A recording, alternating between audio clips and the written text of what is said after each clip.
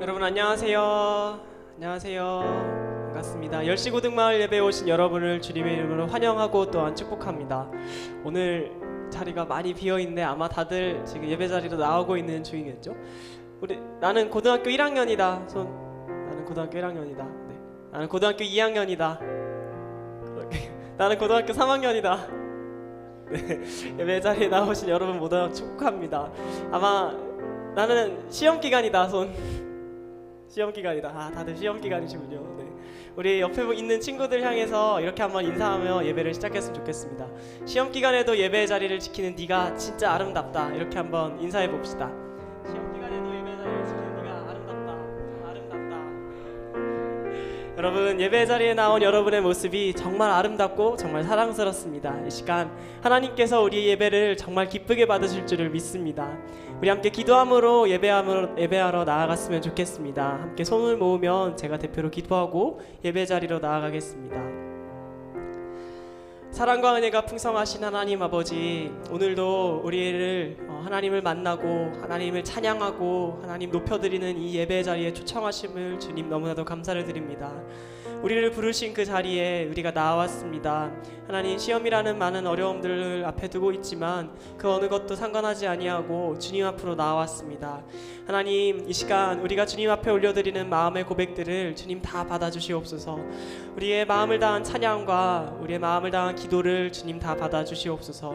그렇게 우리의 마음을 받으시고 주님 예배 가운데 함께 하시며 크신 은혜와 놀라우신 사랑으로 오늘 예배 가운데 임재하여 주시옵소서.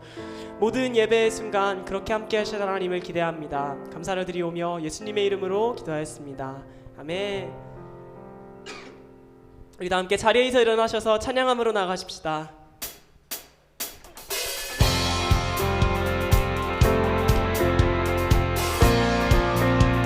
우리 성탄을 맞아 우리에게 찾아오신 예수님을 기대하는 마음으로 함께 박수치며 찬양하며 나아갔으면 좋겠습니다. 함께 고백합시다. 천사들의 노래가, 천사들의 노래가 하늘에서 들리니 산과 들이 기뻐서 메아리쳐. 한 번 더 찬양할까요? 천사들의 노래가, 사들의 노래가 하늘에서 들리니 산과 들이 기뻐서 함께 영광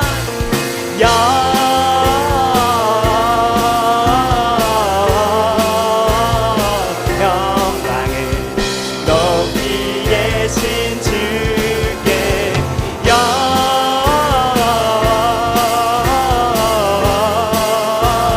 영광을 높이 계신 주님께.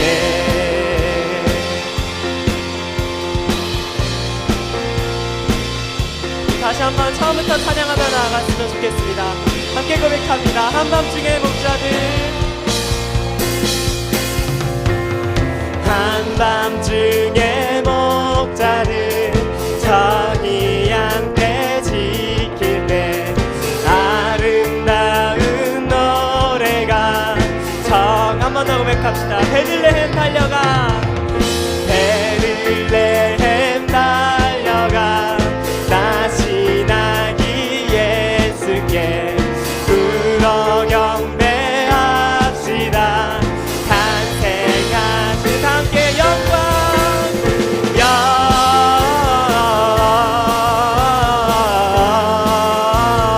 영광을 높이 계신 주께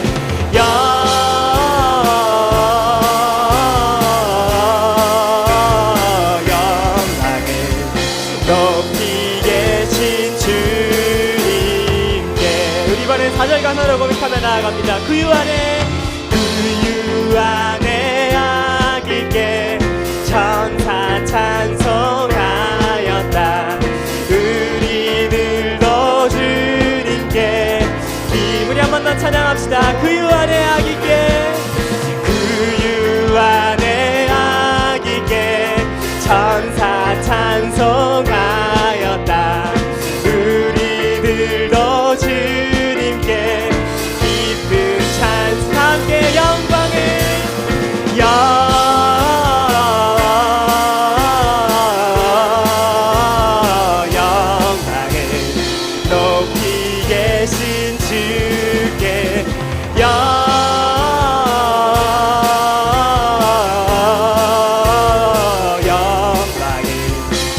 높이게. 우리 한 번 더 찬양합시다. 영광 영광을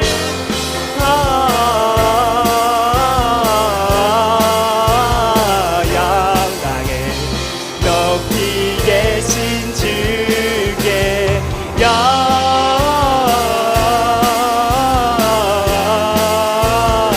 영광을 높이 계신 주님께. 우리의 영광 받으실 그 예수님 앞에 영광의 박수로 찬양하며 나아갑시다. 할렐루야.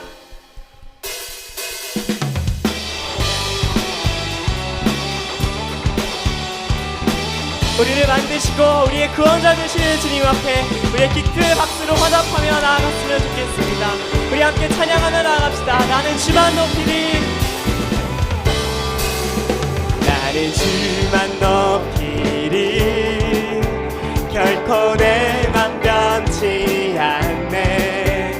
세상 모든 권세 모든 영광 십자가 앞에 다 버리고 나의 충성과 내 헌신 내 모든 소망 오직 예수. 나무에 달려 죽으신 그분께. 함께 고백합니다. 오직 우리 주께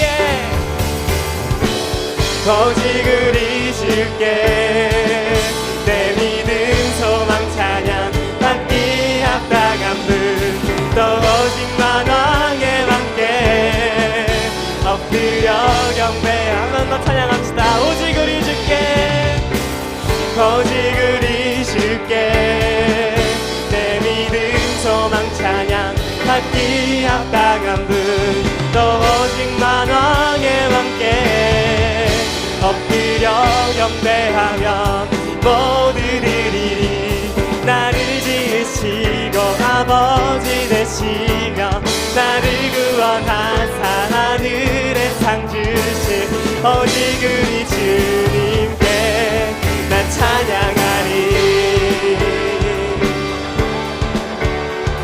그리고 주님 앞에 처음부터 다시 한번 찬양하며 나갑시다. 나는 주만 높이리. 주만 높이리. 결코 내 맘 변치 않네. 세상 모든 권세 모든 영광 십자가 앞에 다 버리고 나의 충성과 내 헌신 내 모든 소망 오직 예수. 나무에 달려 죽으신 그분께. 함께 고백합니다. 오직 우리 주께 오직 우리 주께 내 믿음 소망 찬양 받기 합당한 분 또 오직만 왕의 왕께 엎드려 경배하며 한 번 더 찬양합니다. 오직 우리 주께 오직 우리 주께 내 믿음 소망 찬양 받기 합당한 분 또 오직만 왕의 왕께 엎드려 경배하며 모두들이 나를 지으시고 아버지 되시며 나를 구원하사 하늘에 상 주신 오직 우리 주님께 나 찬양하리. 아멘.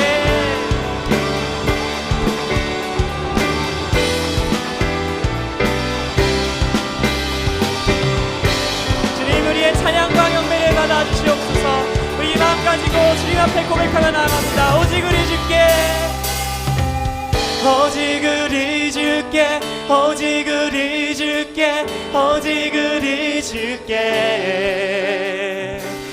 오직 우리 주께 오직 우리 주께 오직 우리 주께. 다 함께 오직 우리 주께 오직 우리 주께 오직 우리 주께 오직 우리 주께 날 찬양 주께 오직 우리 주께 오직 우리 주께 오직 우리 주. 나를 지으시고 나를 지으시고 아버지 되시며 나를 구원하사 하늘에 상 주신 오직 우리 주님께 난 찬양하리.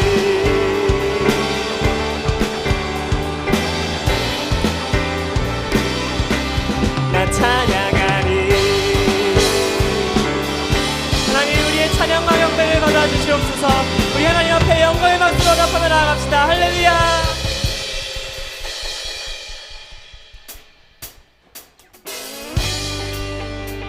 우리의 구원자가 되시는 그 주님 앞에 우리의 다함없는 찬양의 고백을 올려드리며 나아갑시다. 찬양 중에 눈을 들어 주를 보내. 우리 함께 박수치며 찬양해볼까요? 소망 중에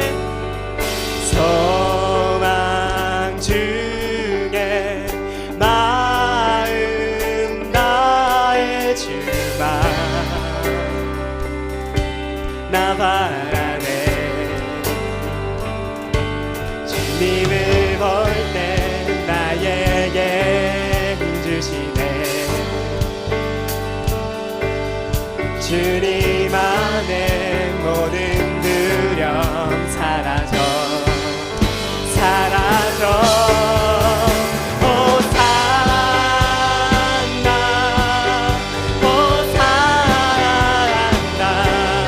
구원의 주 하나님 찬양 받으실 주님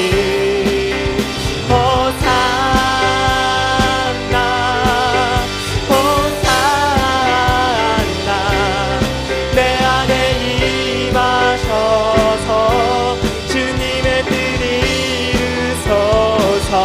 우리 이번에 2절 가사를 고백합시다. 주께 드린 마음 단 기도 들으소서. 아멘. 주의 나라 사간 영혼들을 새롭게 해. 함께 고백합니다. 주님을 볼 때 나에게 힘주시네. 주님 안에 모든 두려움 사라져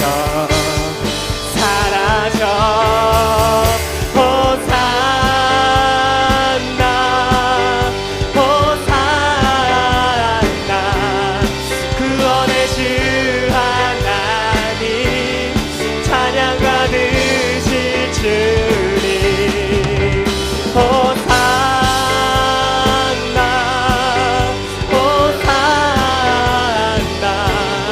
내 안에 임하셔서 주님의 뜻이. 우리 한 번 더 찬양하며 나아갑시다. 호산나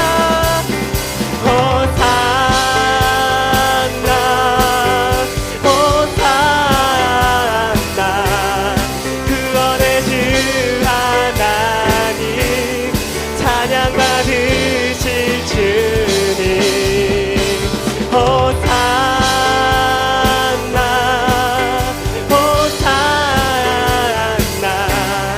내 안에 임하셔서 주님의 뜻 이루소서.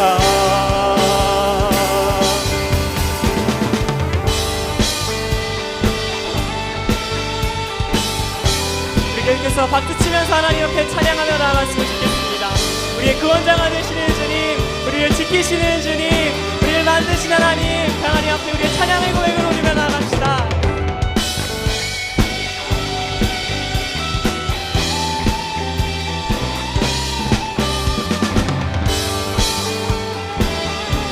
우리 다 함께 우리의 목소리를 높여서 찬양하며 나아갑시다. 주님을 볼 때 나에게 힘주시네. 주님을 볼 때 나에게 힘주시네. 주님 안에 모든 두려움 사라져. 한 번 더 고백할까요? 주님을 볼 때 나에게 힘주시네. 늘 볼 때 나에게 힘주시네. 주님 안에 모든 두려움 사라져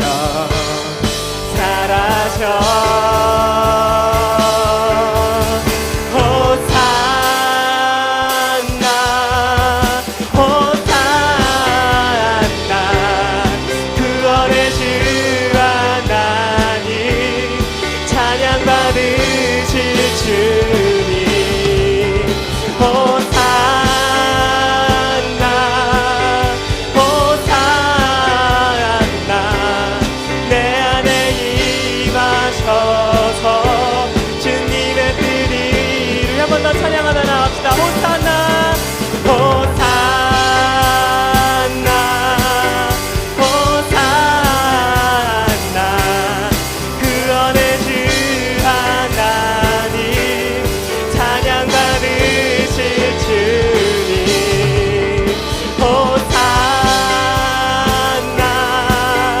호산나 내 안에 임하셔서 주님의 뜻 이루소서.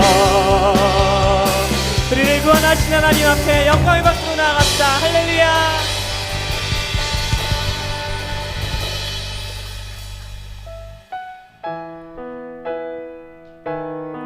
다 함께 자리에 앉으셔서 가사를 묵상하시면서 찬양하십시다.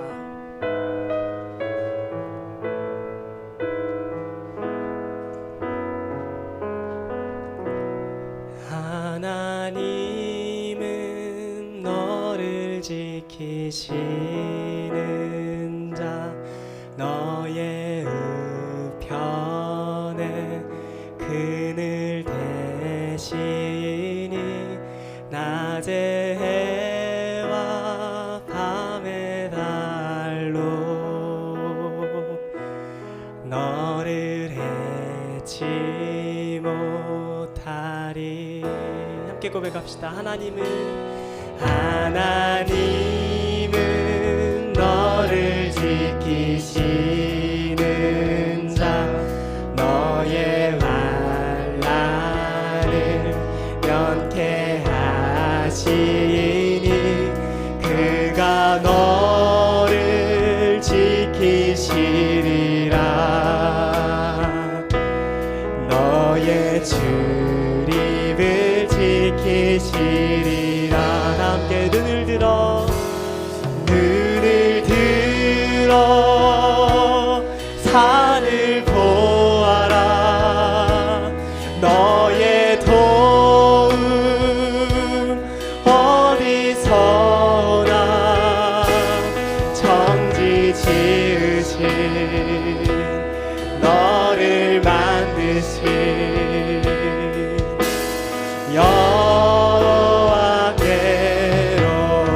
여호와께로다. 우리 처음부터 고백하실 텐데요. 이번엔 하나님은 나를 지키신 자로 함께 고백합시다. 하나님은 나를 지키신 나의 우편에 그늘 대시니 낮에 해와 밤에 달도 나를 해치 못하리. 나를 해치 못하리. 한 번 더 고백합시다. 하나님은 나를 지키시는 자 하나님은 나를 지키시는 자 나의 환난을 면케하시니 그가 나를 지키시리라. 나를 지키시리라. 나의 출입을 지키시리라. 나의 출입을 지키시리라. 눈을 들어 산을 보아라. 너의 도움 어디서나 정지 지으신 너를 만드신 여호와께로. 우리 한 번 더 찬양하며 나갑시다. 눈을 들어 산을 보아라. 너의 도움 어디서나 정지 지으신 너를 만드신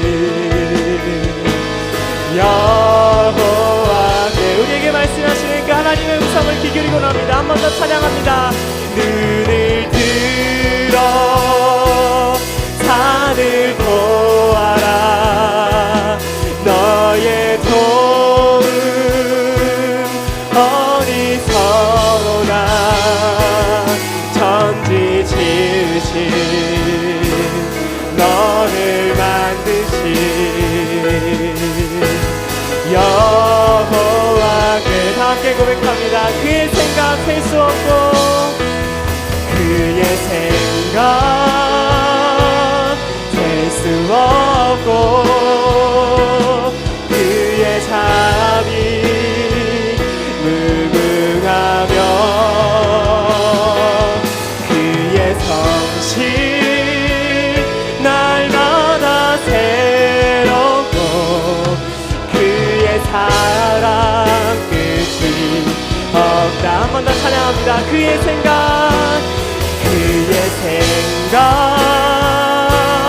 셀 수 없고 그의 자비 무궁하며 실 날마다 새롭고 그의 사랑 끝이 없단다. 그의 생각 셀 수 없고 그의 생각 셀 수 없고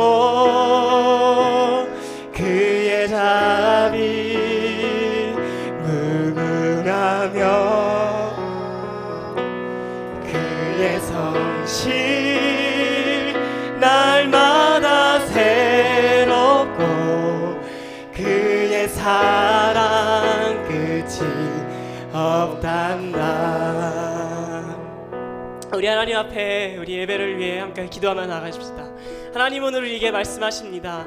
내가 너희를 위하여 셀 수 없는 생각을 가지고 너의 삶을 계획하고 있단다. 내가 너희를 너무 사랑해서 너희를 지었고 너희를 너무 사랑해서 너희를 구원하였고 너무 사랑해서 너희를 지키고 있단다.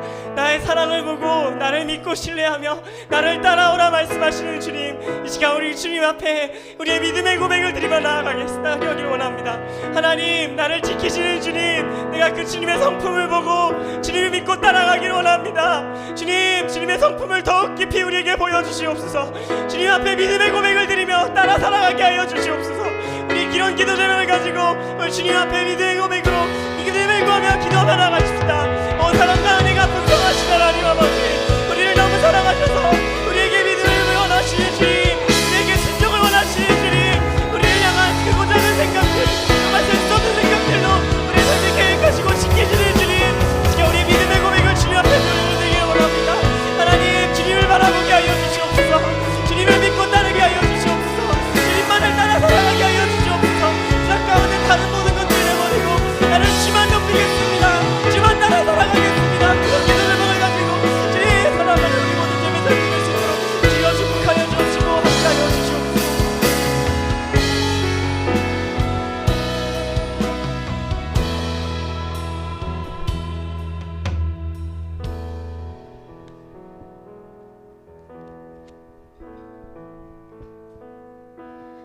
사랑과 긍휼이 풍성하신 하나님, 아기 예수님이 죄인된 우리를 구원하시며 이 땅에 오심을 기억하고 기념하는 대강절의 주일, 고등마을 친구들이 한자리에 모여 주님을 예배케 하심을 감사드립니다. 아직 코로나와 또 독감까지 유행하고 있지만 건강한 모습으로 이 자리에 나오게 해주시고 주님을 찬양케 하시니 자격 없는 저희들이 예수님의 보혈 의지하여 하나님의 보좌 앞으로 나와 예배함이 하나님의 은혜요 축복임을 깨닫고 감사드립니다. 하나님, 저희들도 세상 사람들처럼 성탄절을 하나의 세상 축제처럼 여기고 이날의 참된 의미를 생각지 않고 이미 인간으로 오신 예수님, 또 오실 예수님을 기대치 않고 예수 그리스도가 빠진 성탄절을 기다리는 자들이 되지 않게 하여 주옵소서. 저희들이 감히 하나님의 자녀가 될 수 없는 저희들을 구원하시고자 하는 하나님의 사랑과 은혜, 또 십자가의 고난을 직접 당하시고 죽음을 이겨내사 부활하셔서 우리를 구원하시고 영생을 선물로 주신 예수 그리스도의 순종과 사랑을 묵상하는 대강절을 보내게 하여 주옵소서. 이제 수능을 끝내고 또 아직 수시로 힘겨운 나날을 보내는 고3 친구들도 있습니다. 또 결과를 기다리며 지내는 친구들도 있습니다. 그들이 이 과정을 지내는 동안 언제나 우리와 함께 하시며 길을 열어주시며 인도하시는 하나님을 경험케 하시고 또 기도할 때에 우리의 작은 목소리조차 들으시는 하나님께 더 가까이 나아가는 기회가 되게 하시고 이 경험으로 그들의 인생길 걸어가며 하나님과 동행하는 그들이 되길 축복하며 간구합니다. 우리 고등마을 1, 2학년 친구들에게도 똑같은 은혜로 더하여 주옵소서. 오늘 말씀을 전하시는 박세준 전도사님, 성령의 장중에 붙드셔서 하나님의 말씀을 대원케 하시고 지혜와 입술을 주장하여 주시고 또 듣는 저희들의 마음도 다스려 주셔서 집중케 하시고 마음을 열어 그 말씀을 받게 하여 주옵소서. 그 말씀으로 저희들의 예배가 회복되게 하시고 삶의 결단이 일어나는 한 말씀 한 말씀이 되게 하여 주옵소서. 오늘의 예배가 온전히 주님께 드려지기 원합니다. 내 마당만 밟은 뿐이라는 주님의 책망 듣지 않게 이곳에 모인 우리들이 신령과 진정으로 또 마음과 사랑을 다해 주님을 예배케 하셔서 주님이 기뻐하시며 예배의 온전한 주인 되시는 예배가 되게 하여 주시옵소서. 이 예배의 시종을 주님께 의탁드립니다. 이 모든 간구 예배와 찬양받기 합당하신 예수 그리스도의 이름으로 기도드립니다. 아멘.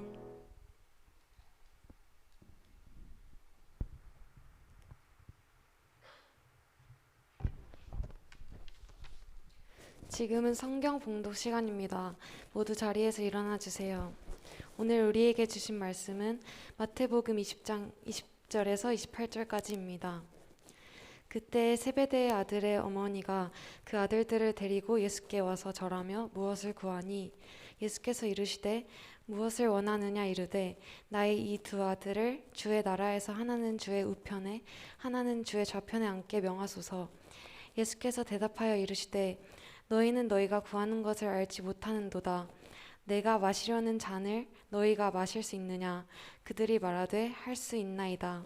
이르시되 너희가 과연 내 잔을 마시려니와 내 좌우편에 앉은 것은 내가 주는 것이 아니라 내 아버지께서 누구를 위하여 예비하셨든지 그들이 얻을 것이니라. 열 제자가 듣고 그 두 형제에 대하여 분이 여기거늘 예수께서 제자들을 불러다가 이르시되 이방인의 집권자들이 그들을 임의로 주관하고 그 고관들이 그들에게 권세를 부리는 줄을 너희가 알거니와 너희 중에는 그렇지 않아야 하나니 너희 중에 누구든지 크고자 하는 자는 너희를 섬기는 자가 되고 너희 중에 누구든지 으뜸이 되고자 하는 자는 너희의 종이 되어야 하리라.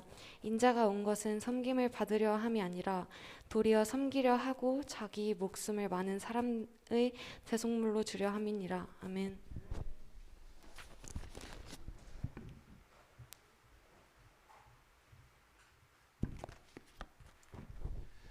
네, 여러분 안녕하세요. 한 주간 동안 잘 지냈나요? 시험 기간 아직 안 끝난 친구, 난 내일이 시험이다. 꽤 있네.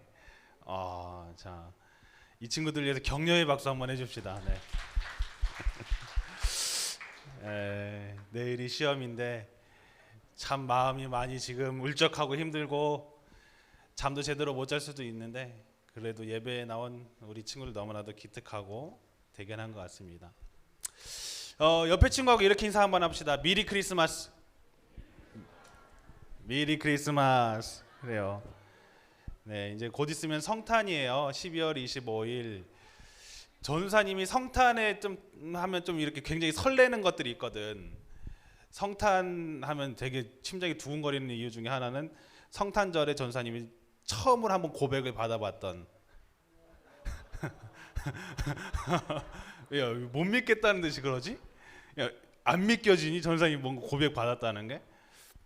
굉장히 시골 교회에서 전사님이 있었는데 한 친구가 좋다고 이렇게 쪽지를 내밀었던 첫날이 12월 25일이었어요.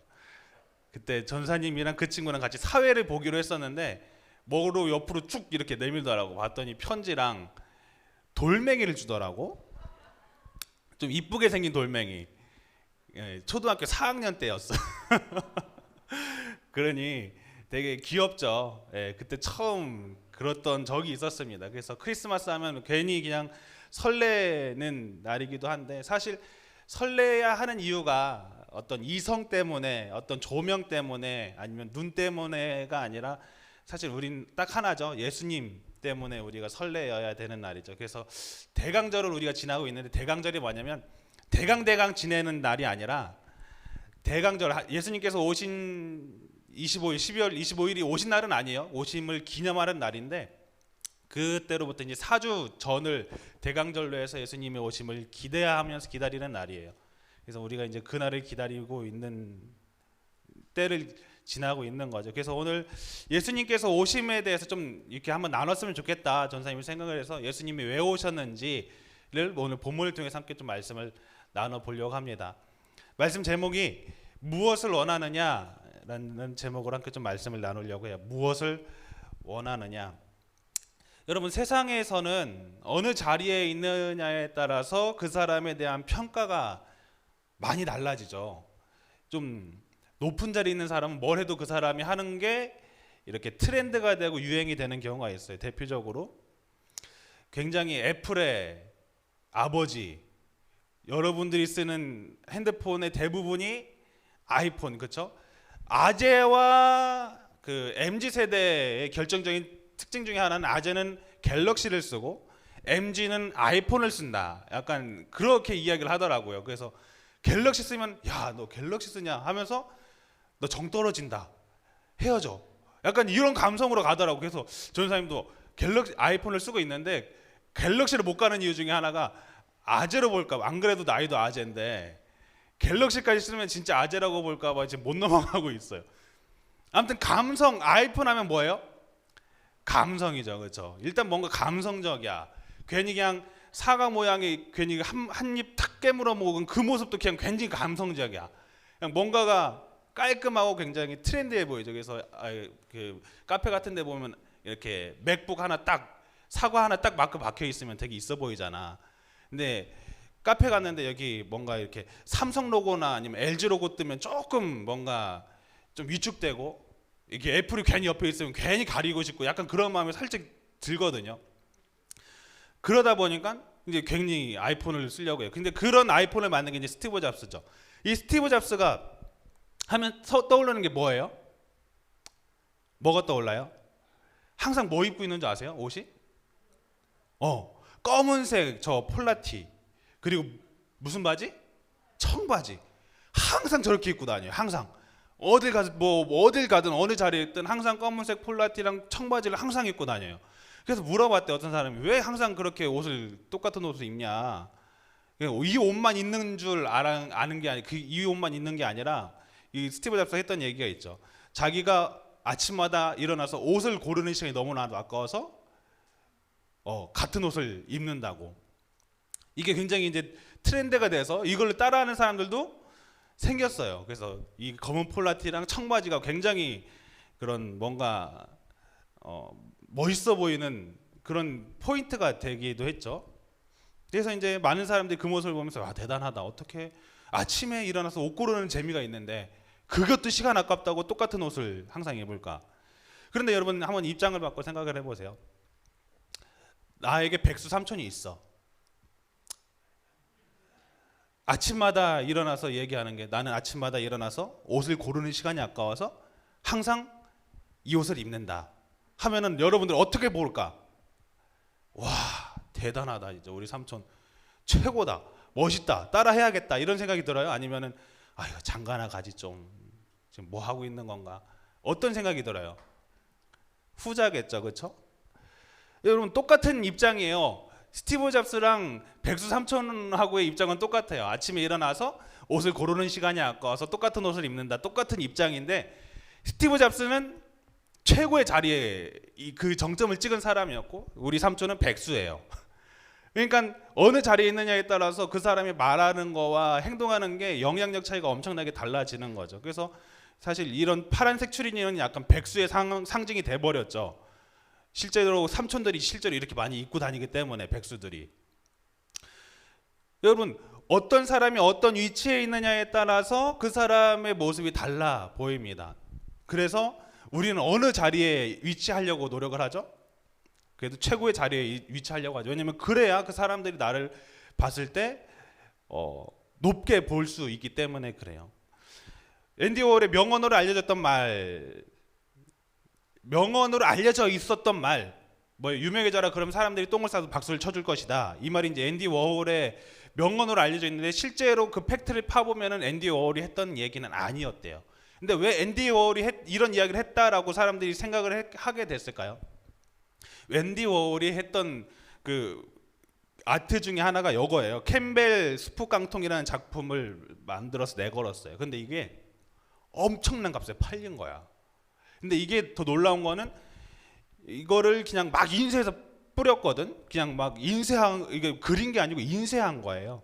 근데 이게 가격이 막 이 당시에 또 캠벨 이 깡통 스프 요게 토마토 이 스프가 되게 흔했대요. 근데 이거를 작품으로 찍어서 파는 거예요. 근데 사람들이 사가기 시작하고 막 한 거죠. 그러니까 사람들이 옆에 사람들이 주변 사람들이 그렇게 이런 말이 생긴 거예요. 유명해지면 똥만 싸도 박수를 쳐준다. 그 유명해지면 돈을 많이 벌 수 있다라는 말을 체감할 수 있는 작품이 싸이 톰블리라는 작가의 작품이에요. 굉장히 2011년에 이제 세상을 떠나셨는데 이분의 작품들이 이런 작품들이에요. 대충 보면은 마치 아이가 낙서한 것 같은 작품들이죠, 그렇죠? 이 중에 하나는 우리 아기가 낙서했다. 어떤 것 같아요? 있을 것 같죠? 근데 실제로 이 싸이 텀블리 이분의 작품이에요. 4개가 다. 그런데 이 작품의 가격이 50억에서 100억까지도 한대요. 요거 하나가. 전사님 보면서 희망을 품었어.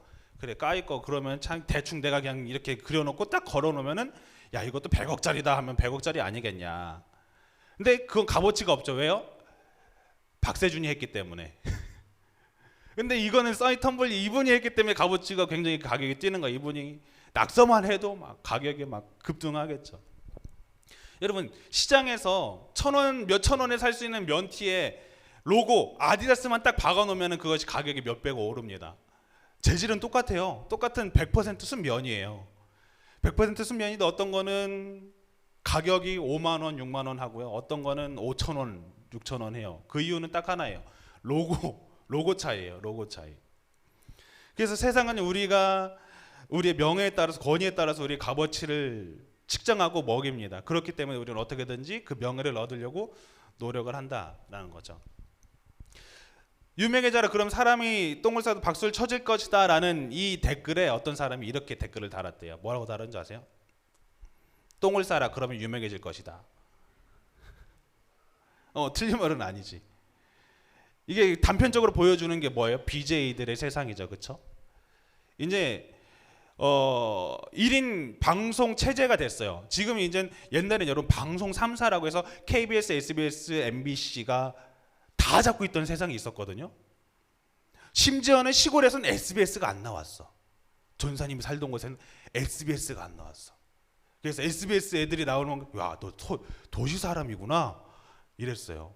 시골에는 SBS 방송 EBS 하나에 나왔다. 그래서 KBS, MBC, EBS 근데 재미없어서 안 보지. 그런 시대가 있었는데 지금은 여러분 그런 시대가 다 지나고 이제 개인 방송 체제가 됐어요. 이제 방송 체제가 KBS, MBC 이런 세상이 아니에요. 그리고 굳이 본방사수를 할 이유가 없어졌죠. 그렇죠? 옛날에는 본방을 보려면 어떻게 하는지 아세요? 아니 방송을 보려면 만약에 놓친다 그러면 그걸 녹화를 눌렀어야 했어요. 예약 녹화 비디오 테이프로. 그래서 그걸 꺼내서 봐야 됐다고. 근데 지금은 그렇게 안 하잖아. 너무 옛날 사람 같지, 그렇지? 지금은 어떻게? 그냥 다시 보기 하면 돼. 돈 그냥 몇천 원 내고 아니면 전기 월정에 끊으면 그냥 다시 보기 공짜로 볼 수 있어요. 그래서 요즘 대부분 월정에 끊고 볼 거야 아마. 그런 시대에 살고 있어요. 옛날엔 그래서 친구들이 5시에 모여서 다 놀다가 오후 5시가 되면 얘들아 안녕 나 집으로 가야 돼 빠이빠이 하면서 다 흩어져. 그 이유가 뭔지 알아? 5시에 만화를 하거든. 5시에 만화를 하기 때문에 다 집으로 갔어요. 5시부터 6시 한 반까지는 이렇게 만화를 했단 말이야. 사람들이 친구들이 다 그때만큼은 TV 앞에서 그때 그래서 그 당시에 시청률이 말도 안 되는 게 막 50%막 60% 이렇게 나왔어요. 지금은 시청률 그 정도까지 안 나와죠. 왜냐면 사람들이 다 다시 보기를 하기 때문에. 근데 지금 그런 시가 지나서 이제 개인 방송 체제가 됐어요. 그러니까 내가 조금 더 유명해지려고 내가 조금 더 관심을 끌기 위해서는 어떻게 돼요? 좀 더 자극적이어야 돼. 그 자극적인 거의 대표 아이콘이 누구였어요? 그 BJ의 대통령이라고 불리는 철구를 보면 알 수 있죠. 철구가 떴던 이유 중에 하나는 딱 하나였어요. 무슨 사건 이유로 뜬 줄 아세요? 간장 사건. 자기 집으로 팬들이 중딩 고딩들이 온 거야. 그래서 막 이 철구 이 사람이 그래서 어떻게 했어요? 걔네들한테 간장을 부어버린 거죠. 그때부터 시청률이 막 떡상을 하기 시작한 거야. 그래서 이 철구가 하는 행실을 보면 조금 약간 이게 정상인인가 비정상인인가 싶을 정도로 자극적인 요소들이 되게 많아요. 이 말부터 해가지고 굉장히 자극적이에요. 그래서 사람들이 보니까. 그래서 사람들이 그렇게 목숨을 걸고 막 자극적인 것을 내거는 이유도 뭐예요? 결국 구독자 수가 자신의 인기, 자신의 어떻게 보면 돈이 되기 때문에. 지금 시대가 여러분 그런 시대가 됐습니다. 명예, 이제 구독자 수 그런 것들이 곧 나의 돈이 되는 시대에 여러분을 살고 있다라는 거예요. 이제는 유명해지기만 하면 여러분 돈을 벌 수 있는 시대예요. 나를 아는 사람이 100만 명이 넘는다? 그럼 그 사람은 돈을 벌 수가 있는 시대예요. 어딜 가서도 강연을 하든지 어딜 가서도 초청이 오기 때문에 지금 우리가 살고 있는 세대가 그렇죠. 여러분, 예수님을 따르던 제자들의 모습을 보면은요, 예수님의 인기가 있었을까요? 없었을까요? 엄청났어요. 그 당시에 매스컴 SNS가 있던 것도 아니고, 그 당시에 어떤 방송사가 있던 것도 아닌데, 예수님이라는 이름을 사람들이 한 번쯤은 다 들어봤을 정도로, 예수? 갈릴리의 그 총구석에 사는 예수? 막 이런 그 예수님의 인기가 굉장히 하늘을 찌르는 시기가 있었어요. 막 사람들이 막 심지어 죽는 사람까지도 이렇게 세워 버렸으니까 이제 이게 진짜냐, 팩트냐, 아니면은 루머냐, 그걸 가지고 사람들이 막 구설수에 막 올랐단 말이에요. 그런 시기에서 이 제자들이 따르면서 나름 자기의 프라이드가 생겼겠죠. 나 예수님의 제자야. 예수님이 나를 택했어. 이런 마음이 있었을 거란 말이에요. 하루는요, 예수님께서 말씀을 전하시는데 세베대의 아들들의 어머니가 그 아들들을 데리고 와서 그 아들들을 자신의 좌편과 우편에 앉혀달라라고 이야기합니다. 마태복음 20장 20절 다 같이 한번 읽어볼게요. 시작. 그때에 세베대의 아들의 어머니가 아들들을 데리고 예수께 와서 절하며 무엇을 구하니? 예수께서 이르시되 무엇을 원하느냐? 이르시되 나의 이 두 아들을 주의 나라에서 하나는 주의 우편에 하나는 주의 좌편에 앉게 명하소서. 이렇게 말합니다. 여기서 세베대의 아들들이라고 이야기하는데 누구냐면요, 야고보와 요한을 이야기해요. 야고보와 요한의 엄마는 누구냐면요, 살로메라는 여인이었습니다. 이 살로메라는 여인이 자신의 야고보와 요한을 손을 붙들고 예수님을 찾아온 거죠. 자, 그 살로메는 누구냐? 그럼 또 누구냐? 마리아의, 그러니까 예수님의 엄마 이름이 마리아죠.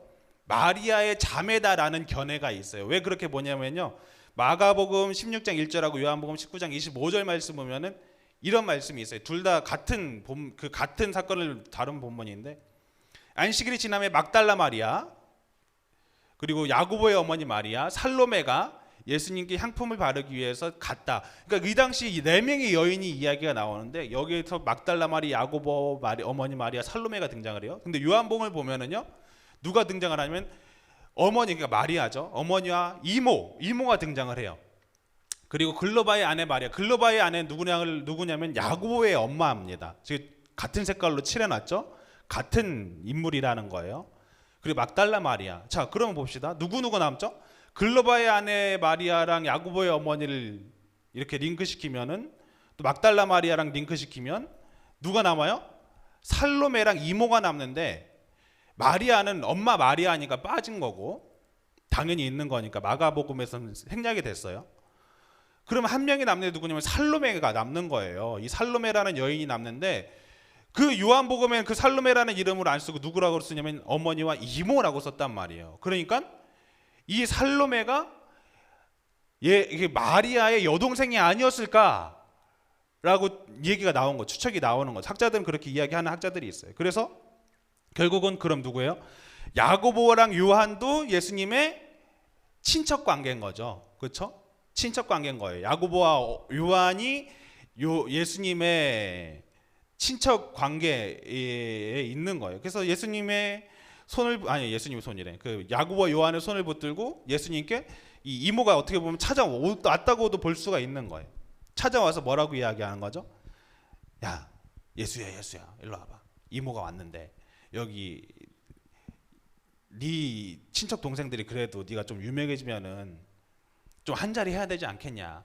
좌편에는 요 야고보랑 요한을 좌편 우편에 좀 앉혀줘라라고 이렇게 데리고 온 거죠. 쉽게 말하면 어떻게 보면 청탁하러 온 거예요. 자기의 아들들을 좀 너의 좌편 우편에 앉혀달라라고 청탁 겸해서 이제 데리고 온 모양인 거예요. 요즘 핫한 드라마 부잣집 막내 아들 보죠, 여러분. 막 난리도 아니더라고. 그거 보면은 송중기가 굉장히 부잣집 막내 아들로 등장을 해요. 삼성에 버금가는 회사, 이제 순양이라는 회사로 나오는데 보면은 삼성이 딱 그냥 삼성 이야기야. 삼성가의 이야기야. 삼성가에서 이루어지는 엄청난 이야기를 다루고 있는데 이 송중기가 그 집의 막내 아들로 나오거든요. 근데 그 막내 아들도 그냥 막내 아들이 아니라 배다른 자식의 막내 아들로 송중기가 나와요. 어떻게 보면은 삼성에서 다음 후계자로 승계를 하기 위해서는 원칙이 있는데 누구냐면은 첫째 아들 장남을 승계하려고 하는 그 원칙이 있어요. 무조건 장남에게는 승계한다. 근데 이 송중기가 그걸 뒤집어 엎어버리잖아. 내가 이 삼성을, 내가 이 순양을 인계할 수 있는 사람이다 하면서 뒤집어 엎어버리거든. 그래서 그런 엄청난 두뇌 싸움을 해요. 막 송중기가 막 그 드라마에서 보면은 막 말도 안 되는 일들을 막 주식 가지고 막 돈을 벌고 그런 것들을 볼 수가 있어요. 마찬가지 엄청난 이 승계 싸움인 거죠. 승계 싸움. 이 예수님의 다음 자리, 예수님의 가장 측근에 누가 서느냐, 그걸 가지고 야고보랑 요한이 다른 제자들보다 먼저 예수님께 찾아와서 예수님의 그 인기가 피크에 달했을 때에 찾아와서 요청을 한 거예요. 청탁을 한 거예요. 엄마를 내세워서. 사실 성경은 써 있습니다. 이 야고보랑 요한을 누구보다도 아꼈다라고 성경은 써 있어요. 요한이라는 제자도 진짜 예수님이 정말 아꼈던 제자거든요. 사랑하는 제자라고까지 써 있어요. 그냥 요한을 사랑하는 제자라고 써놨다고요. 그러니까 그 정도로 예수님이 요한과 야고보를 굉장히 애틋하고 아꼈는데, 그래서 가장 좋은 자리를 준다면은 충분히 기꺼이 줄 수 있는 그 두 명이었는데, 그 두 명이 예수님께 찾아왔을 때 예수님께서 뭐라고 이야기하셨을까요? 야, 내가 그 자리 못 주겠냐?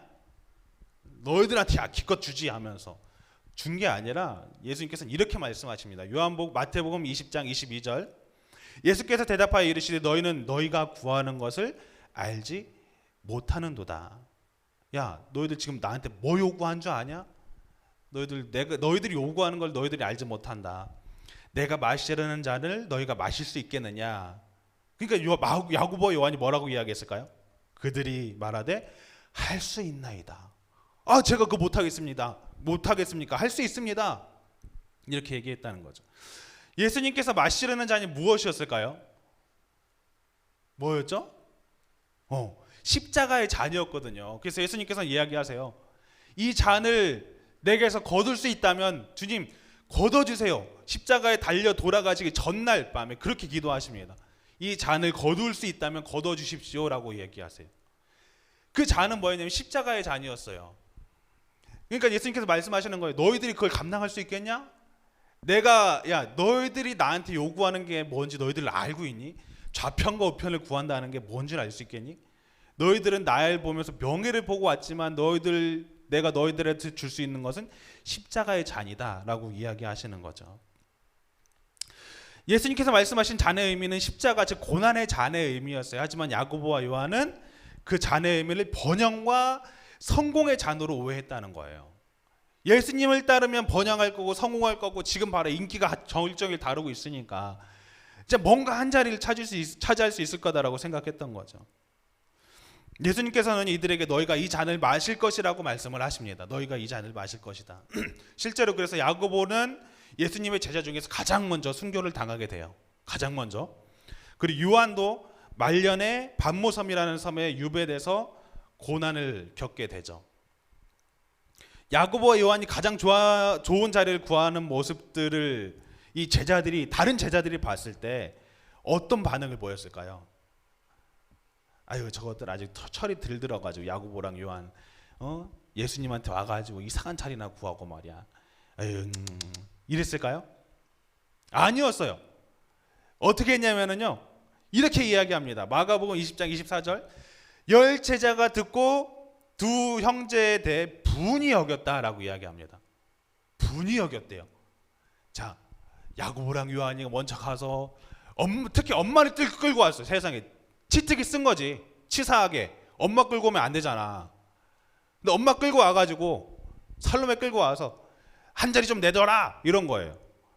그러니까 제자들이 그걸 보면서 막 분이 여긴 거예요. 세상에 치사하게 엄마 끌고 와가지고 이모 끌고 와가지고 그렇게 하는 게 어딨냐. 널 너무한다 하면서 되게 분이 여겼다고 이야기했다는 거죠. 왜 제자들은 야고보와 요한의 모습을 보면서 측은히 여긴 게 아니라 분하게 여겼을까요?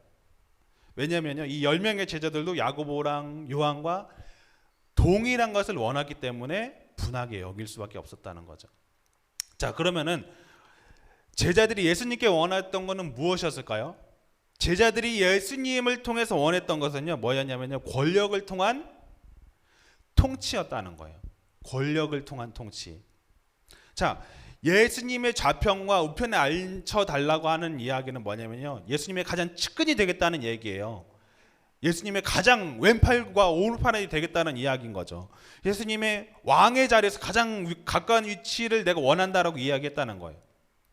그래서 실제로 예수님이 왕이 될 거라고 생각했습니다. 메시아. 지금도요 이스라엘 사람들은 메시아를 어떻게 생각하냐면 왕으로 생각해요. 그래서 예수님을 메시아로 인정하지 않잖아요. 왜요? 왕이 될 사람으로 생각한다는 거예요. 이런 종의 모습이 아니라 우리를 다스릴 정치적인 메시아, 진짜 이 이스라엘을 뒤집어 엎을 메시아, 그 존재를 원한다는 거예요. 이 제자들도 같은 생각이었어요. 그런 메시아라고 한다면은 정치적인 그런 힘이 있는 권력이 있는 왕을 요구했다는 거죠. 그런데 예수님께서 하나님 나라에 대해서 계속 말씀을 전하셨잖아요. 그것에 대해서 제대로 듣고 이해했다면은 야고보와 요한이 예수님의 좌편과 우편에 앉게 해달라는 말을 사람들이 안 했겠죠. 제자들도 안 했겠죠. 하지만 이 제자들은 그리고 야고보와 요한은 예수님을 세상의 임금, 정치적인 임금으로 생각했다는 거예요. 그래서 예수님이 왕의 자리에 앉으셔서 우리를 로마의 압제로부터도 벗어나게 하실 것이고 우리를 자유케 하실 왕이 되실 것이다. 그래서 다윗의 왕국의 영광을 회복시켜 주실 것이다라고 이 예수님을 통해서 기대했다는 거예요. 그 메시아를 통해서 그런 일들이 이루어질 거라고 기대했다는 거죠. 그래서 제자들은 이런 권력을 통해서 세상이 바뀔 거라고 생각했습니다. 우리가 드디어 이제 로마의 압제로부터도 자유할 거고. 생각해 보세요. 이런 거랑 비슷해요. 우리나라가 일제 강점기 아픔이 있잖아요. 그래서 일본 하면은 일단은 뭔지 모르지만 화가 나고 일본하고 축구를 한다면 일단 무조건 이겨야 되고 그런 열등감이 그런 분노가 어디서 오는 거죠? 일제 압제에 우리가 고통이 있기 때문에 그렇잖아요. 여러분 그 당시에 만약에 우리에게 전승이 내려져 오는데 전해져 내려오는 그런 뭐죠? 어떤 하나의 전설이 있는데 어느 한 왕이 와가지고 너희를 자유케 할 것이다라는 어떤 전설이 있었다면은 어떤 사람이 딱 나타났어요. 한 명이 딱 등장해, 안 죽는 것 같은 막 의사가 딱 등장을 한 거야. 막 그래서 막 사람들이 막 따라다니는 거지. 그러면서 야, 보니까 보통이 아닌 거야. 사람들 무슨 기대를 했을까? 이 사람이 우리를 일제 압제해서 해방해 줄 것이다. 이 사람만 따르면 우리나라가 독립할 것이고, 그리고 우리나라가 옛날에 그런 영광을 누릴 것이다라고 생각을 했겠죠. 그런 거랑 비슷한 거예요.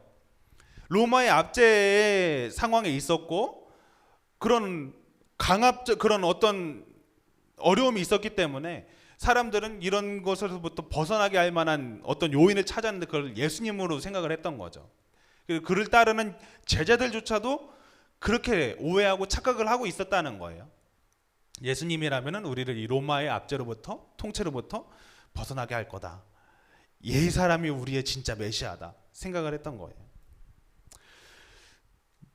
그런 어떤 권력을 통해서 세상이 바뀔 거라고 생각했습니다. 예수님의 권력을 통해서 세상이 바뀔 거라고 생각했어요. 그렇기 때문에 자신의 빽인 어머니 살로메까지 동원해가면서 그 자리에 들어가고자 했던 것이겠죠.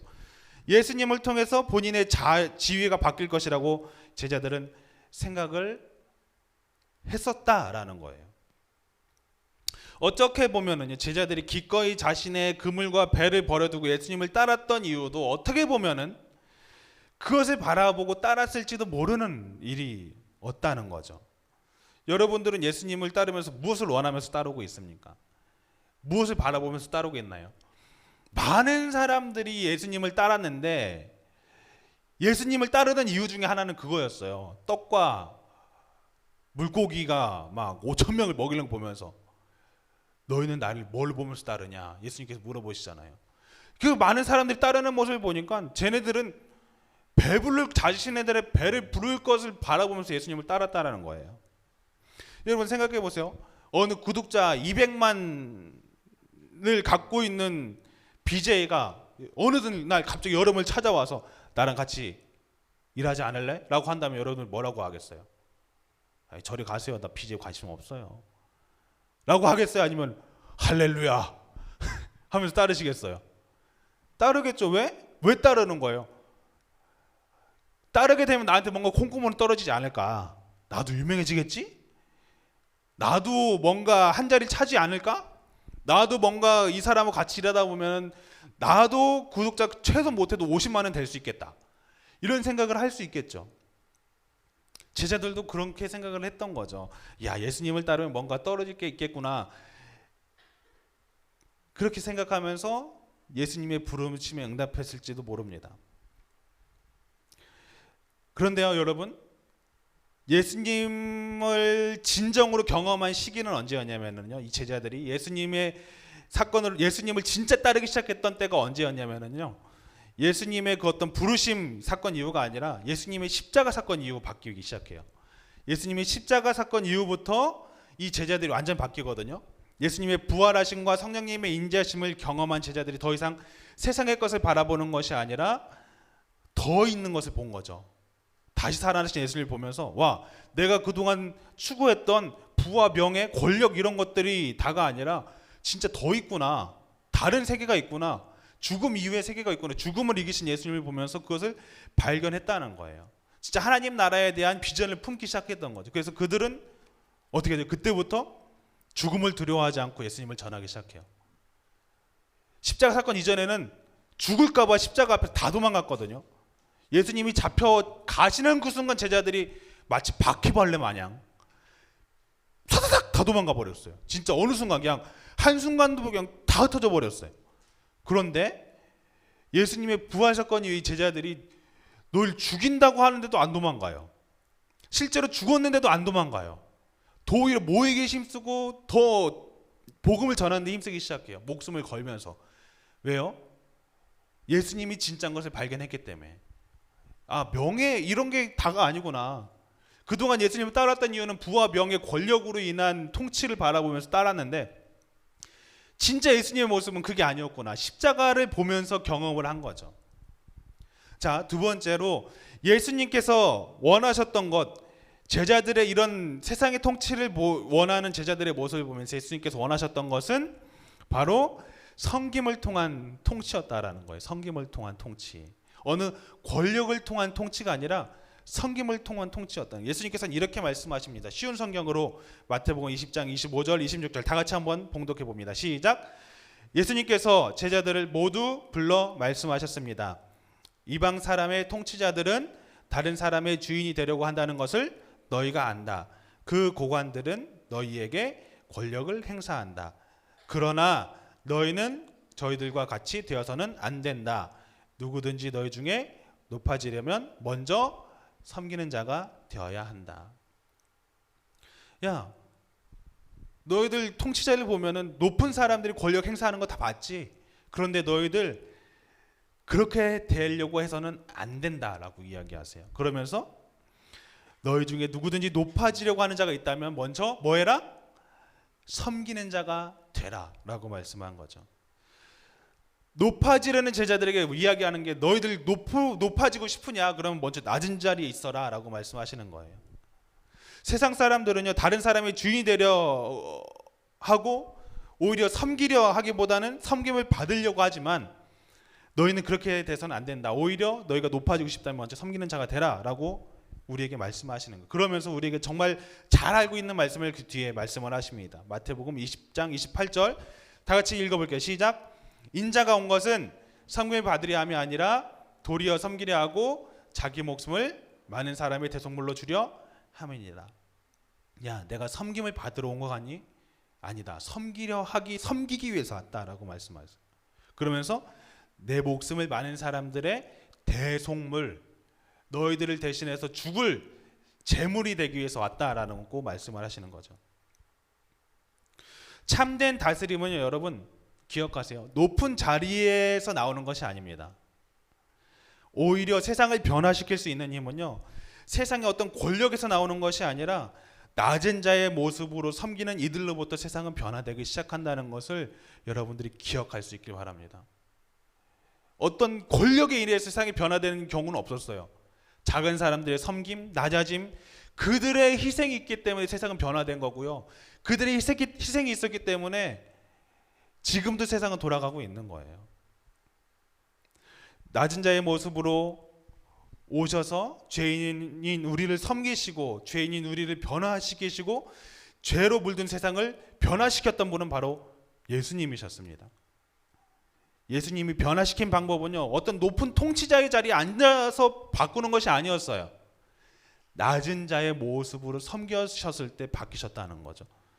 우리들의 생각이었다면은, 예수님이라면 높은 자리에서, 너는 왕의 자리에서, 통치자의 자리에서 이렇게 팍 명령해서 변화시키면 편할 텐데라고 우리는 생각하죠. 근데 예수님의 방법은 그게 아니었다는 거죠.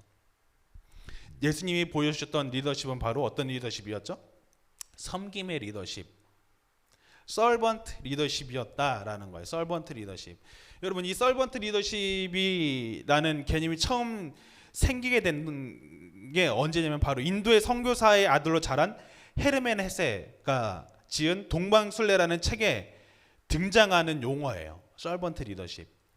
그래서 이 책에 등장하는 한 명의 하인 레오라는 사람이 이제 등장하는데, 이 등장인물을 통해서 서번트 리더십이라는 용어가 20세기에 처음 등장하게 되거든요.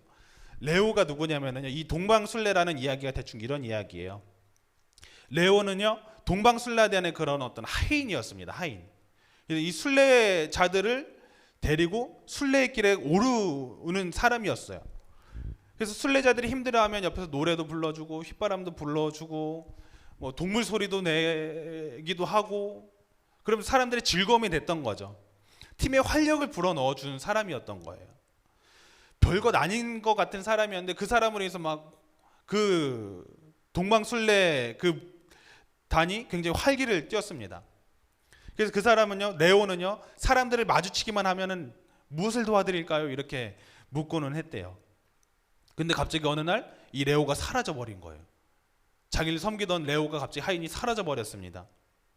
그래서 순례 팀은요, 레오를 찾아 나섰지만 찾지 못했어요. 결국 레오가 없어져서 그냥 순례길을 계속 진행합니다.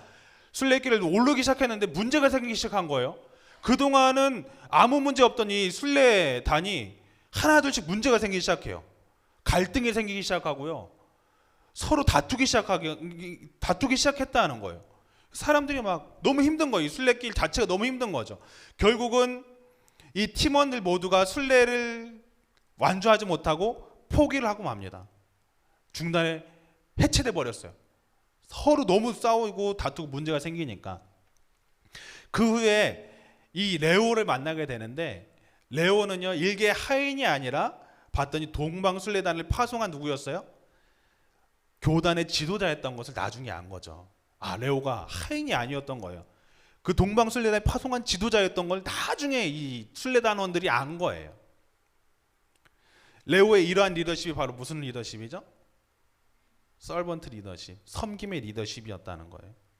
여러분, 지금 우리 이 시대가 필요로 하는 리더십이 뭐냐면 바로 예수님의 리더십입니다. 뭐예요? 섬김의 리더십.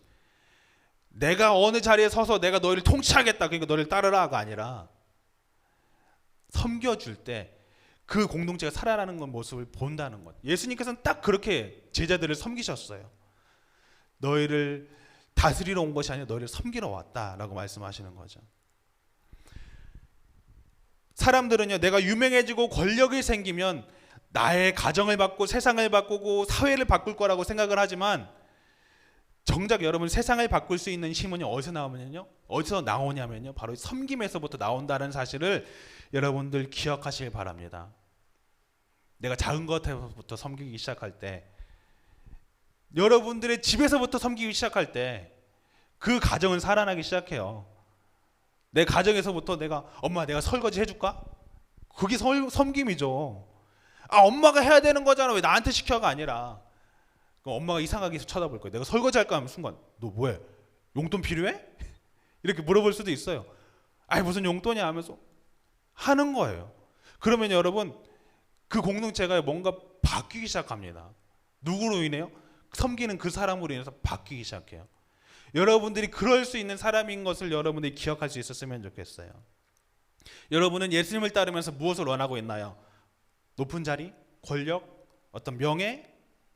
여러분, 그러한 자리를 먼저 원하기 전에 예수님께서 우리에게 보여주셨던 낮은 자리에 섬기는 섬김의 모습을 닮아가는 우리들이 될 수 있기를 간절히 소망합니다. 할렐루야. 낮은 곳으로라는 찬양이 있어요. 위러브라는 찬양팀이 이렇게 찬양했던 찬양인데, 이 시간 함께 찬양으로 좀 나아갔으면 좋겠는데요. 여러분, 지금까지도 많은 역사가 그랬습니다. 가정이 화목할 수 있는 이유는요, 가정이 기쁠 수 있는 이유는요, 어떤 권력자에 의해서 기쁘고 이렇게 가정이 화목한 게 아니라요, 섬기는 어떤 한 사람 때문에 되게 화목한 거거든요. 그게 우리 엄마일 수도 있고요, 그게 우리 아빠일 수도 있고요, 그게 우리 형일 수도 있고요, 그게 우리 동생일 수도 있어요. 마찬가지예요. 우리 공동체가 화목할 수 있는데요, 그 이유는 하나예요. 어떤 권력, 어떤 명예, 어떤 힘에 의한 것이 아니라 섬김의 모습이거든요. 여러분, 우리 믿음의 공동체는요, 섬김의 공동체입니다. 서로가 서로를 섬겨주고 서로가 서로를 높여주는 공동체. 예수님께서 그것을 우리에게 가르쳐 주셨어요. 너희는 나를 무엇을 보면서 따르느냐? 너희는 나한테 뭘 원하냐? 명예를 원하냐? 부를 원하냐? 근데 내가 너희한테 보여주는 건 하나다. 섬기는 것. 높은 자가 되고 싶냐? 그러면 섬겨라. 그러면은 너희를 내가 높이겠다. 하나님이 말씀하십니다. 여러분들이 그런 자리에 설 수 있는 하나님의 거룩하고 귀한 자녀들이 될 수 있기를 바랍니다. 우리의 섬김이 더 낮은 곳으로, 우리의 고백이 더 낮은 곳으로 찬양을 함께 고백하며 나가도록 합니다. 우리의 섬김이 더 낮은 곳으로, 더 낮은 곳으로, 우리의 고백이 더 낮은 곳으로, 더 낮은 곳으로 쓰러져 있는 그들을 향해 당신이 그랬듯 더 낮은 곳으로. 다시 한번 고백합니다. 우리의 섬김이, 우리의 섬김이 더 낮은 곳으로, 우리의 고백이 더 낮은 곳으로 쓰러져 있는 그들을 향해 당신이 그랬듯 더 낮은 곳으로 낮은 곳으로 우리를 초대하네. 우리를 초대하네. 함께하자고 말씀하십니다. 함께 하자고 말씀하시네. 우리도 예수 그 길을 따라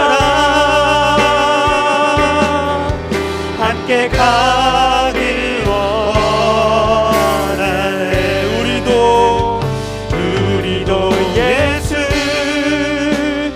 그 길을 따라 함께 가길 원하네. 주님이 우리와 함께 하십니다. 주님이 우리와 함께 하시네. 십자가 피 흘린 예수의 손으로 모든 아픔을 위로하시네. 우리에게 보여주셨네. 낮은 곳으로 우리를 초대하십니다. 낮은 곳으로 아멘. 우리를 초대하네. 함께 하자고 말씀하시네. 우리도 예수 그 길을 따라 함께 하길 원하네. 낮은 곳으로 우릴 초대하네. 함께하자고 말씀하십니다. 함께 하자고 말씀하시네.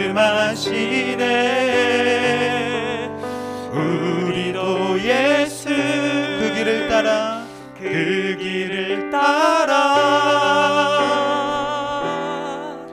함께 가길 원하네. 우리도 예수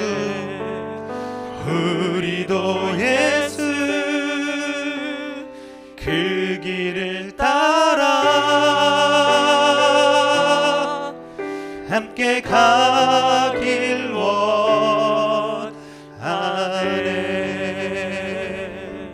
이 시간 함께 두 눈을 감고 기도하며 나아가길 원하는데요. 여러분, 우리가 예수님을 따르는 이유는 무엇일까요?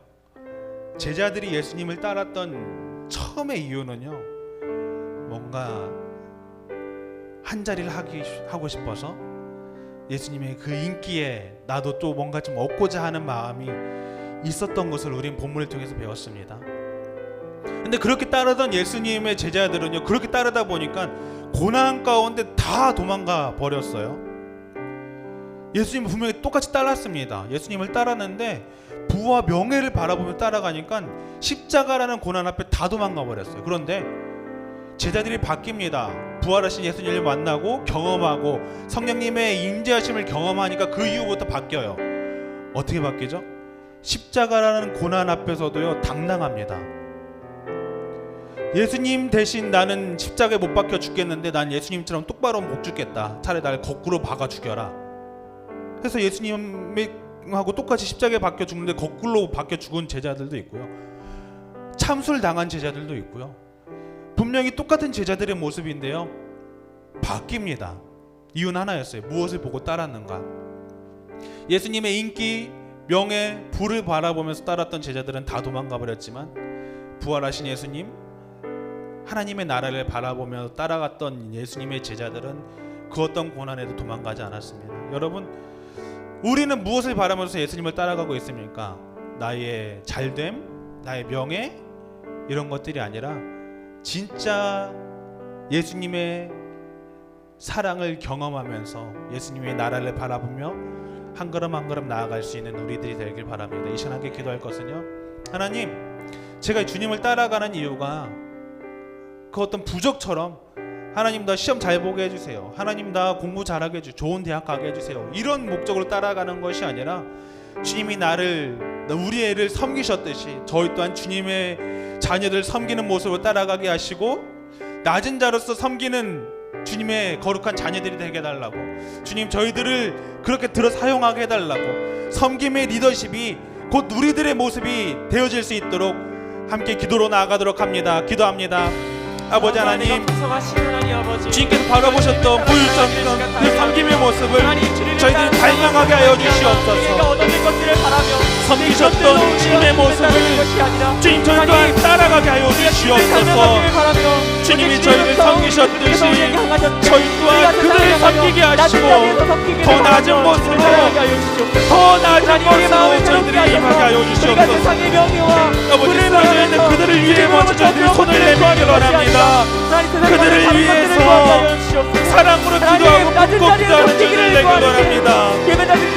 주님 더 낮은 곳으로 초대하시는 주님, 저희가 그 주님의 손을 붙들고 한 걸음 한 걸음 나아가게 하여 주시옵소서. 오늘도 그 길을 따라 한 걸음 한 걸음 나아가고자 합니다.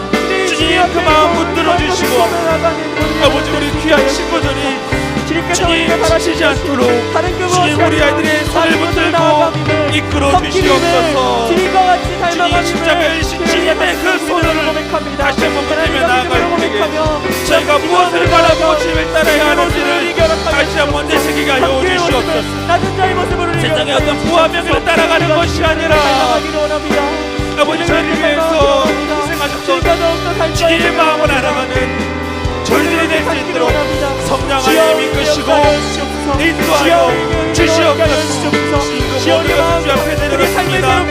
주님 저희를 붙들어 주시고 섬김의 리더십을 본을 보일 수 있는 저희들 될 수 있도록 성령 하나님 이끌어 주시옵소서. 하나님, 예수님께서 이 땅에 오셨던 것은 섬김을 받기 위함이 아니라 섬기기 위해 오셨다 말씀하신 주님, 저희 또한 주님의 그 모습을 본받게 하여 주시옵소서. 주님, 세상은 어떤 권력에 의해서 세상이 병안할 것이라고 생각을 합니다. 그리고 그런 권력을 쟁취하기 위해서 지금도 무던한 노력을 합니다. 하지만 주님, 저희는 세상과 같지 않고 주님을 따라 살아가는 주님의 자녀들로서 섬김의 자리에 있게 하여 주시옵소서.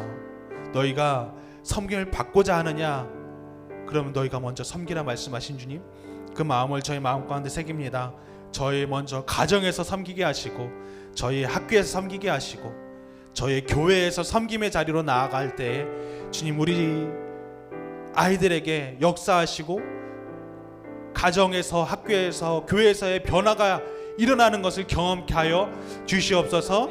그래서 주님, 저희가 주님의 그 모습을 닮아가며 섬김의 리더십을 보이는 주님의 거룩한 자녀들 될 수 있도록 이번 한 주간을 주님께서 붙드시고 인도하여 주시옵소서. 감사드리며 예수님의 이름으로 기도드렸습니다. 아멘. 예수님이 가르쳐준 기도로 예배를 마칩니다. 하늘에 계신 우리 아버지여, 이름이 거룩히 여김을 받으시오며 나라의 마옵시며 뜻이 하늘에서 이루어진 것 같이 땅에서도 이루어지리이다. 오늘날 우리에게 일용할 양식을 주옵시고 우리가 우리에게 죄 지은 자를 사하여 준 것 같이 우리 죄를 사하여 주옵시고 우리를 시험에 들게 하지 마옵시며 다만 악에서 구하옵소서. 나라와 권세와 영광이 아버지께 영원히 쌓옵나이다. 아멘. 다 함께 1328 뉴스 보시겠습니다.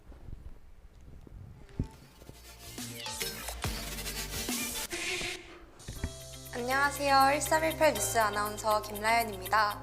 메리 크리스마스! 예수님이 이 땅 위에 오심을 기억하고 준비하는 친구들이 되기를 바라며 오늘의 1318 뉴스를 시작합니다. 2022년 졸업예배와 진급예배를 안내해 드립니다. 졸업예배 및 성탄예배는 12월 25일 주일 10시와 12시에 각 마을별로 드려집니다. 또한 진급예배 및 신년예배는 1월 1일 주일 예배로 10시와 12시에 진급한 학년으로 각 마을에서 예배합니다. 한 해를 주님 안에서 잘 마무리하고 새롭게 시작하는 예배 되기를 소망합니다. 다음 주 12월 18일 주일에 한 해 동안 현장 예배에 오는 학생들을 위해 연말 시상으로 격려하고 응원하는 시간을 가지려 합니다. 2022년 6월 5일부터 11월 27일까지 모든 현장 예배에 참여한 학생들에게 시상하니 끝까지 예배로 승리하는 청소년 친구들이 되기를 소망합니다. 2023년 겨울 수련회를 안내해 드립니다. 2023년 2월 10일부터 12일까지 2박 3일 동안 어게인 다시 일어나라는 주제로 겨울 수련회를 진행합니다. 코로나 이후에 우리 안에 무너졌던 예배와 신앙생활이 수련회를 통해 다시 일어나는 시간이 되기를 소망하며 함께 기대함으로 기도 부탁드립니다. 오늘의 1318 뉴스는 여기까지입니다. 한 주간 받은 말씀으로 하나님을 체험하는 친구들이 되기를 바라며 다음 주에 또 만나요. 안녕. 네, 다음 주 예배는요. 18일 다음 주 예배는 대학지구 목사님이 오셔서 우리 고3 학생들을 미리 이제 만날 목사님이 오셔서 말씀을 전해 주실 거예요. 그리고 목장 모임 때도 고3 이제 예비 대학 목자님들이죠. 예비 대학 목자님들을 만날 겁니다. 그때 이제 매칭해서 만나는 시간이니까 혹시 이제 장기 결석한 학생들이 있다면 그 친구들도 같이 와서 미리 목자님들을 만날 수 있도록 우리 친구들이 좀 이렇게 이끌어줄 수 있었으면 좋겠어요. 그래야 대학 쪽에서 쭉 그 셀에서 이제 같이 신앙생활을 하는 거거든요. 이렇게 안내해 주시고요. 그 다음 주에는 연말 시상이 있습니다. 연말 시상이 있으니까요. 여러분들 기억할 수 있었으면은 좋겠어요. 그래서 개근자, 학생 개근, 목자님 개근, 그리고 근속하신 목자님들도 다음 주에는 시상할 예정입니다. 또 한 가지는 겨울 수련회가 이제 다음 주에 진행이 됩니다. 다음 주래요. 다 내년에 다음 주 큰일 날 뻔했네요. 깜짝 놀랐어요, 그렇죠?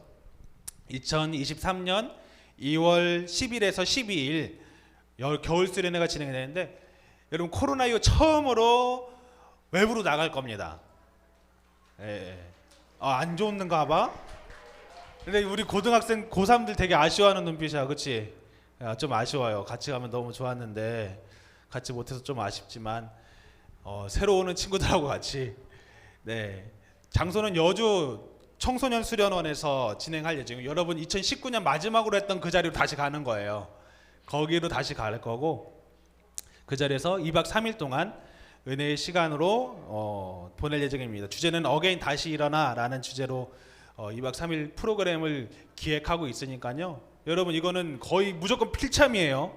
그냥 뭐 안 돼요가 아니라 지금부터 스케줄 조정을 해놓으세요. 학원 스케줄 다 빼놓고 이때는 학원 안 돼요라고 미리 체크해놓고 학원 스케줄보다 전사님이 먼저 얘기했어요, 그렇죠? 먼저 얘기했으니까 여러분 학원 스케줄 먼저 조정해놓고 무조건 일단 1순위는 수련회다. 이땐 내가 예수님 만나러 가야겠다 하고 딱